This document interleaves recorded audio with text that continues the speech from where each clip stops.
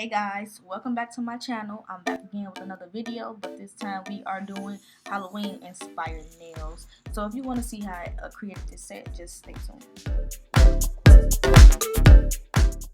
Okay, so I'm just going to jump straight into the video, and I'm taking my nail clippers and just clipping the nails all the way around, making them even. And once I'm done with that, I'm just going to take my cuticle nippers and push back the cuticles to get the nails ready to apply the nail tip. And this is one of my all-the-time nail clients, and you see that blue dot that's on her nails? That's how long she wore her last set until she needed a fill-in. But instead of doing fill-in, she just came in for a new set. So here we are doing her Halloween set. So now I am going to take my prep bit. This is my cuticle prep bit from my website, shopluxnails.co. And I'm just basically just etching away. And a lot of people always ask me, like, do I have to use a sanding bit when I use this? I don't use a sanding bit. That's actually why I actually use this kind of bit, so I don't have to use a sanding bit and do all those extra steps. But if you choose to do this and a sanding bit, just make sure that you file lightly. I file light anyway, but when you're using so many different filing techniques, you want to make sure that you're not sanding out the nail.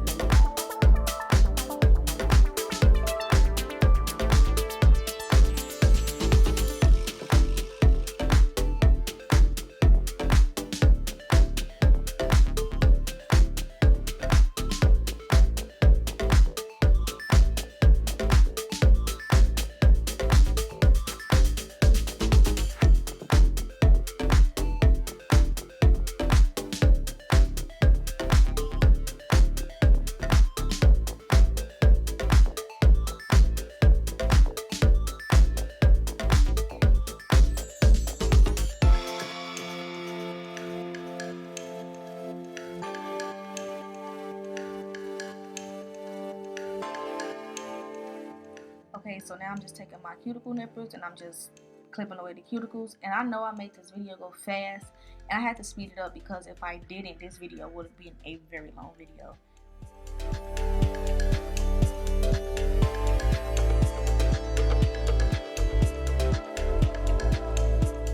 Okay, so I went ahead and applied the nail tips off camera.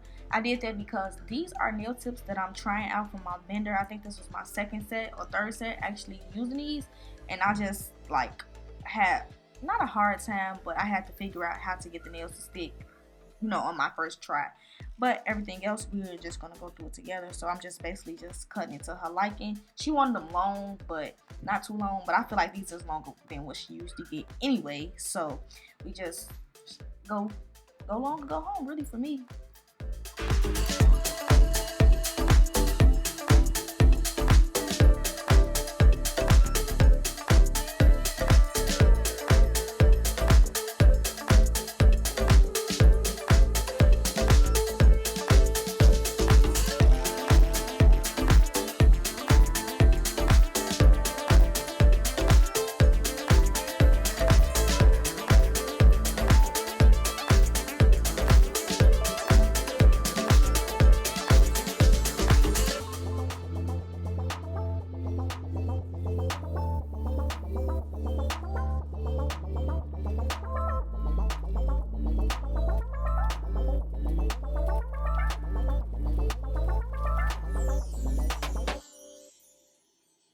Okay, so we're going to switch it up a little bit, and I'm going to use my sanding bit to file and shape instead of using my actual nail file. And this is a sanding bit that I had. I think it's like an 80 grit sanding bit. I'm not sure. Maybe coarse, whatever, how you want to put it. I've had them for a minute, so I don't really know. But yeah, I'm just going to take my sanding bit and I'm just going down the sides, making the sides even with her nail bed. I never overfile the nail. I never like for the nail to actually look skinnier than the nail bed, unless it's a stiletto nail. That's it. Even taper square, I have them literally like to the nail bed, because I feel like if you file it any skinnier, you're over filing, or you're probably filing some of the nail bed off. Not nail bed off, but like the side of the nail off. I I think I have my e-file maybe on like 15 at the most. I don't really remember right now, but yeah, and I'm just lightly filing it. I don't want to file it too hard because it's easy to indent it. Even though they are hard nail tips, still you don't want to file too much and like fuck the nail tip up, and you have to take it off and put it on. Just make sure you're filing it to their nail bed shaping, if that makes sense. But yeah, she wanted more like a taper square type look, but I just filed it to her nail and just went from there.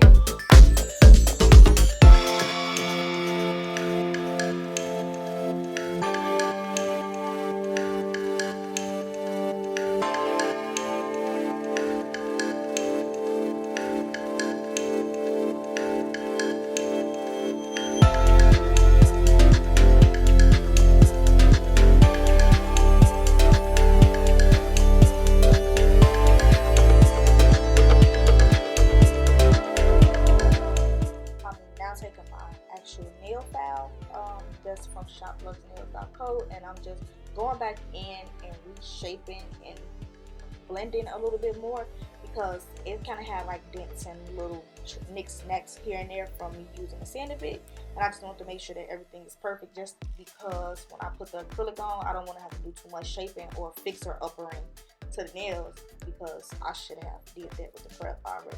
So this is just kind of like a just in case thing, but I actually feel like it did make the nails look better, and I would actually insert a picture of how the nails look just filed and shaped, no application or anything else.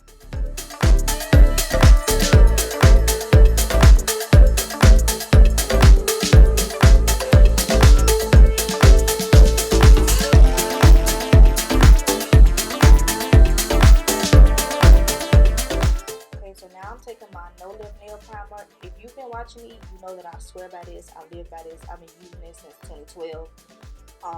So yeah, but I'll actually put mine in a bottle to make the application easier. But now we're just going to get into the actual acrylic process. And I know you've seen me prime already all 10, but I prime all 10 and then I prime the 5 that I'm about to, the hand that I'm about to work on, just to give it a more adhesive, but you don't want to oversaturate the nail. Now I'm going in with the acrylic. This is Cover Flamingo from Young Nails. I love Young Nails. I'm not saying they're the only acrylic brand I use, but they are one of my #1 go-to, like my top 3. But I'm just taking my acrylic ball, and once you put that first ball in there, you want to make sure that it's like heavy on the stay. You want to make sure that you put the ball there, and you got to let it sit there for a minute before you start moving it down the nail, because you want it to get its formation, if that's how you want to put it. Like, because if you put it on there and just start swiping and wiping, you're going to wipe off everything that you have put on the nail, and you don't want to do that because you're going to be using ball after ball after ball trying to get the nail to be thick, when you could have just used either 3 or 4 balls or 2 or 3 balls or however you do it, and just move to the next nail.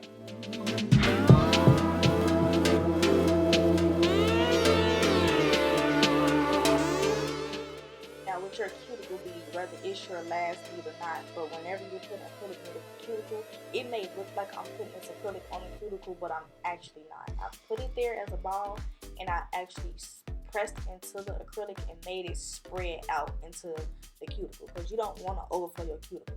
If you overflow your cuticle and don't clean it up correctly, your nails are going to lift. You do not want your nails to lift, especially just depending on like pricing and stuff like that, because I get a lot of questions asking like, if my nail lifts in a couple days, should I take my prices down or give out deals, XYZ. That's just the only reason I said that. But even after you're done with your cuticle bead, if you feel the nail is kind of like sheer in some places, you can just go through with extra balls and just like feel those places.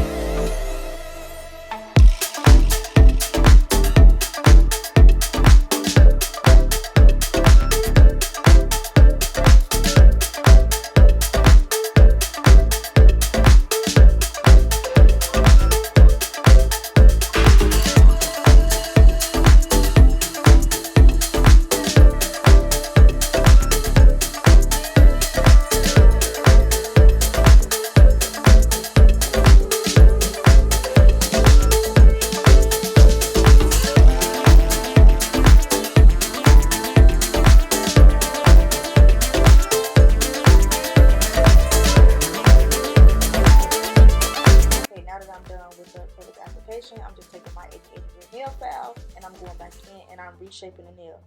And when you're reshaping the nail, make sure that you're getting like in the creases and the crevices, because I just feel like the smarter you work, like the less, you don't have to work hard, like the less work you have to do.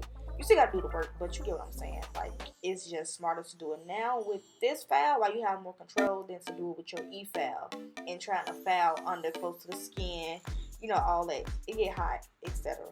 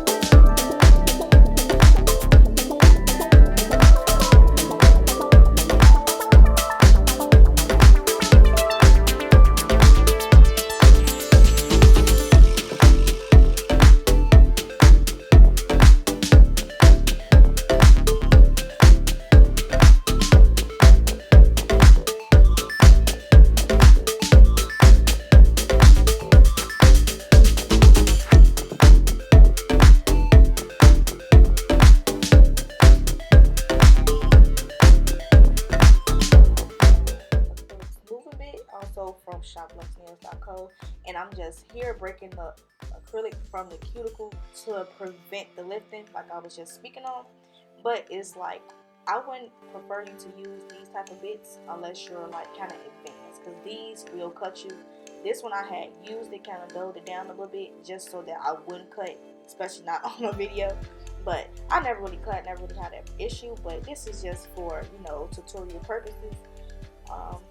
But yeah, you just want to make sure that this nail is all the way smooth. Even if you have to turn the file sideways and like file up and down, I normally do not do that, but these nail tips were a little bit longer than what I'm used to working with, so I did have to turn my drill bit sideways and file that way as well.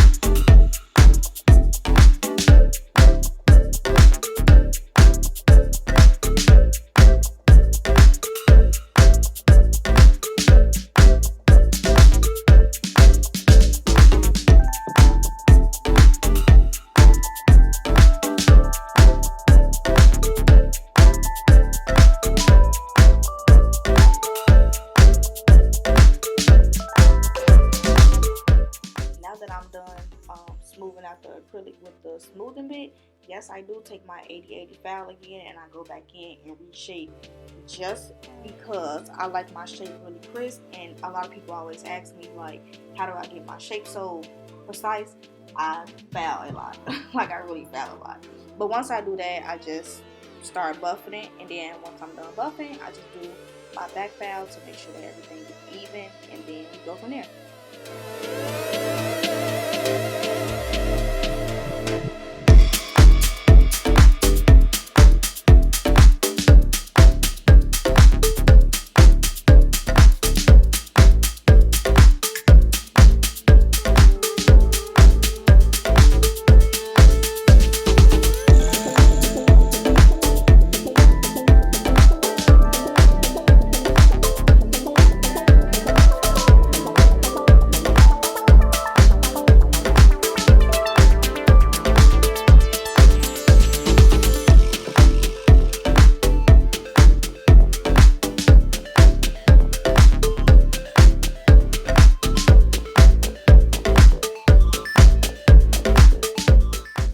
To leave this part in. I was just taking a Snapchat video just for content purposes, but now I am going to go in with my liner. These are what I think Beetles from Amazon. I've had them for months now. I've just decided to open them and use them, but I can't really explain how these designs, especially because it's going to be a lot of back and forth. Like, I'll do this finger, do one on my other hand. But when you're doing the French tip designs, you want to make sure that your focus finger, which is like your pinky, or your ring finger, is like balanced on something, because if you don't have balance, you don't have straight lines.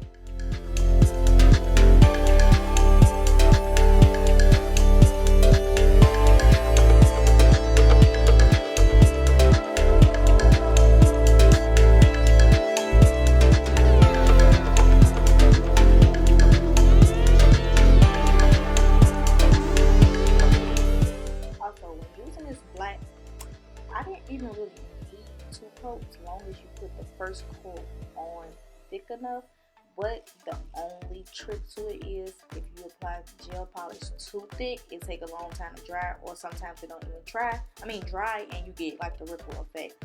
So I just painted it on kind of thin, but also a little bit thick. I just know how to really kind of like maneuver through it to make it look like just one coat of polish, which it really is though.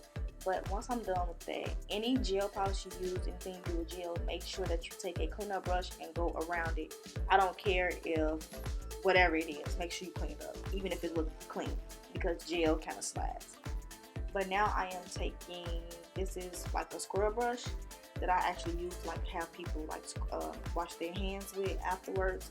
Don't worry, it's a clean brush, but still, I'm just using this to just flick my red gel polish on there. And after a while, the polish had got thick inside the scrub brush, so I had to kind of clean it out and use a different way, or just kind of like make my own splatter too as well. But that's just really how I did that. I know a lot of people have a lot of different ways of doing stuff like this, because I used to use a straw. Like, I would just take the straw and dip it in a color and actually like blow into the straw, and it just splatter everywhere. But that's all. Nail stuff is messy, but that can really be messy.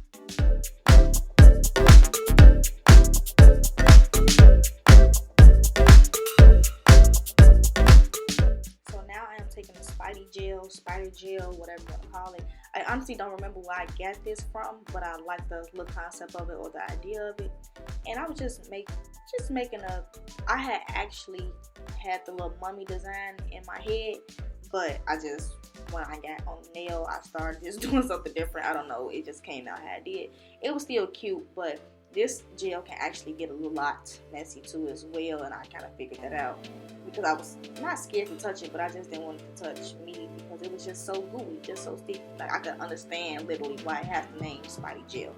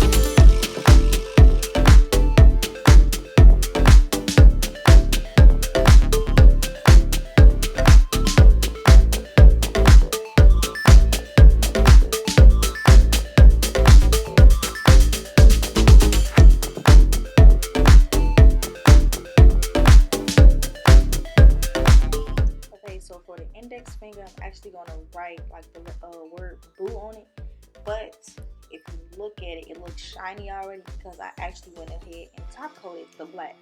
I only did that because I'm going to use pigment powder, and whatever pigment powder gets stuck to, it's just stuck, and it's kind of be a mess. You're probably going to have to take it off and start over. Not the best artist, but everybody wants me to bring out my artistic side that I hate because I really can't draw. Like, I just really can't draw. I could draw certain stuff like on nails, letters, and stuff like that, but all that big ass characters and stuff is not me. I'm not doing it. Don't bring it to me. I'm turning you around at the door.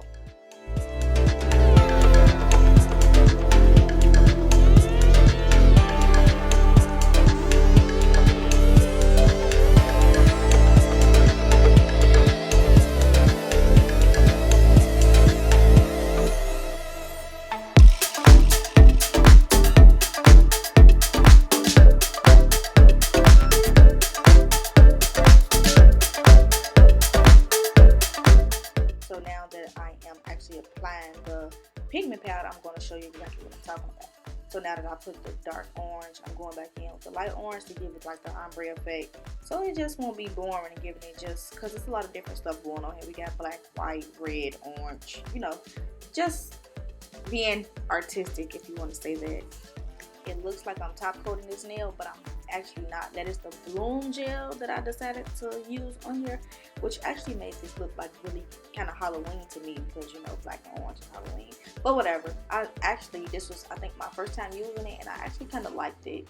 It was kind of cool for me. But this nail, we are going in with the drip effect. And this red in the bottle, it was like really, really red. But once I got to use it on the nail, it wasn't as red as I would have liked it to be. It kind of looked like a oranges kind of red to me. I'm not sure, but it made the blood effect that I wanted, like the dripping blood. So that's fine. And last but not least, I am going to be doing the thumbnails orange. Yes, it's going to look like I just did one coat of orange, but I actually did two. I think it's off camera, but yes, I did have 2 coats of orange on the orange, just because it's like such a bright orange, and you don't want no sheer see-through or gel polish with demarcation lines, or, you know, two-tone polish, but you get what I'm saying. And now that everything is done, I am just going to take my Ibd Gel Top Coat, which is one of my favorites, and I am just going to top coat it. She didn't want anything matte, but this is how they came out, and I hope you all enjoyed this video. Make sure that you like, comment, and subscribe on my video, and thanks for watching.